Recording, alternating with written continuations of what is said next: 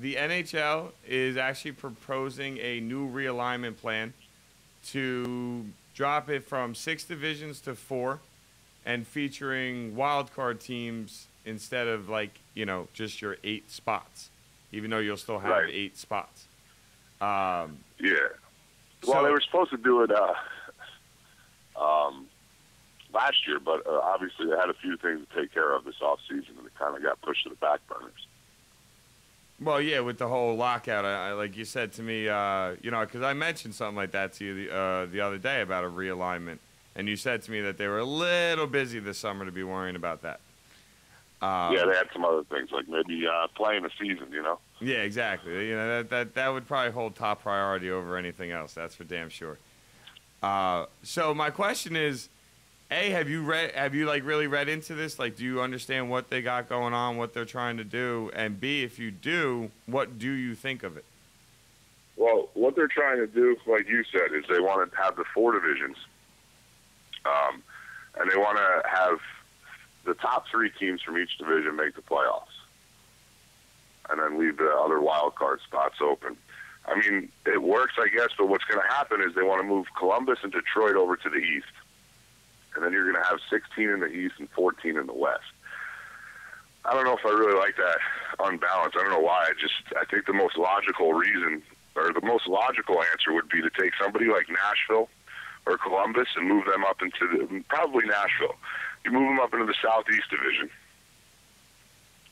and you drop Winnipeg down into the Northwest, and then you can move like Minnesota up into the Central and Nashville spot, and then you're moving 3 teams. Their travel arrangements all get better, and it's a minimal movement, and you can keep the same structure you've had for They took this new structure, and it's pretty much what baseball had going on, believe it or not, because up until this new season with baseball, that's the way you had it. Is the West had 14 teams and the East had 16 teams. So, or as far as not East West, as far as AL and NL, the AL had 16 and the NL had 14, and they ended up the opposite. The AL had 14 and the NL had 16 or whatever, and they evened it up by switching Houston over to the AL.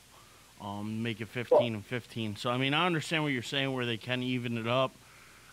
I think they took this model kind of from baseball. They could take Columbus and put them in. I mean, if they want to do it that way, they could put Columbus in the East and keep Detroit over in the West, go 15-15. But I think the 3-team move is probably the most logical, easiest thing to do. The Players Association has to approve all this. I don't see it being that big of a deal to them, as long as they're playing, but they're getting paid. So do you think they go with the 3-team move like you're thinking, or do you think they go with this new conference realignment like the people are saying they're going to do? Well, what I'm thinking doesn't mean anything, I mean, that's just my thoughts. But the proposal right now is the switch to the 4 division, 2 conference, 4 division. So do you think that passes through the Players Association? I'm not sure.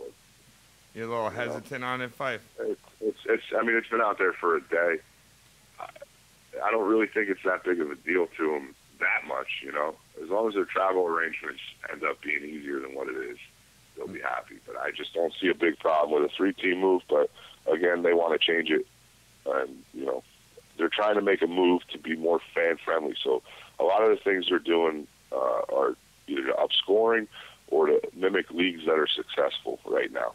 Yeah. So with the wild cards and things like that, like you said, you have the baseball and almost a football aspect in there too.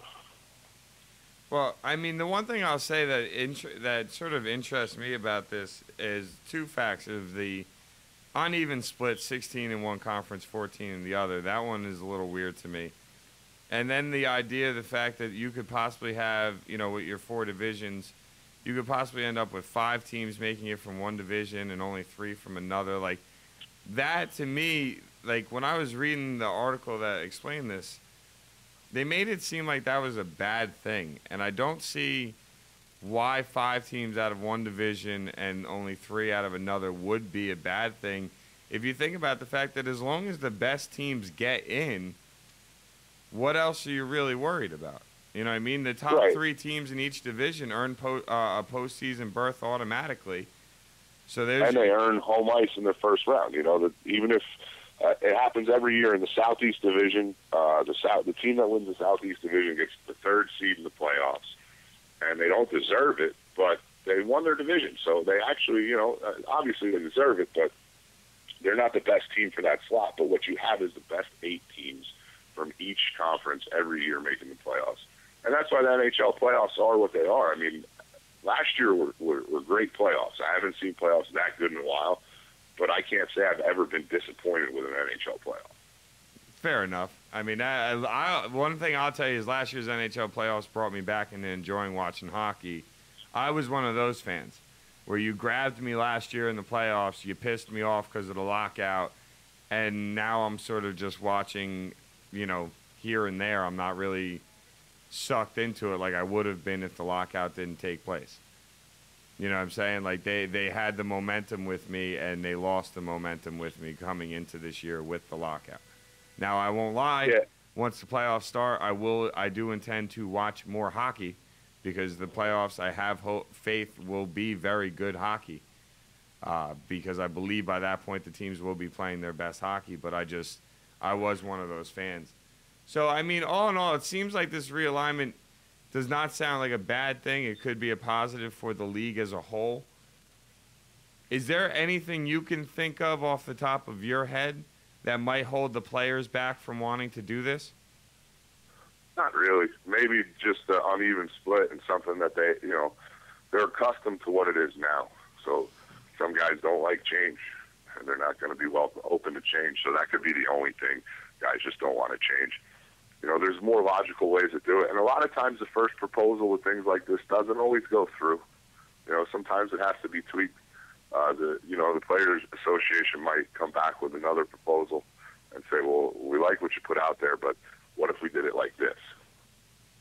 I got you. You know, they could just go back and forth. It could be something that they just work on together and come up with an agreement. They have plenty of time now. It's not something they have to do within the next month.